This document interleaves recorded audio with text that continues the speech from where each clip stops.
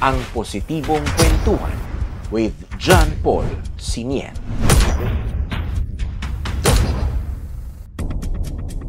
Okay, but which part of the whole of nation approach that you think should be improved? Ang isang bagay talaga na dapat i-improve, na sa tingin ko rin naman na nag-improve din, na madami magdi-disagree sa akin, yung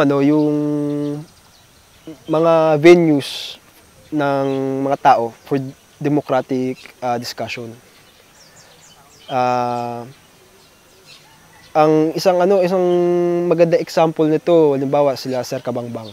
Pupunta sila sa mga community.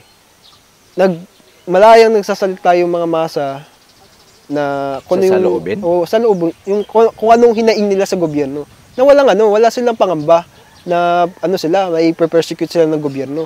Kasi ina-assure mismo nila Sir Kabangbang, nila Sir Guevara, na sige, sabihin niyo lang sa amin kasi yun yung tatrabahuin namin.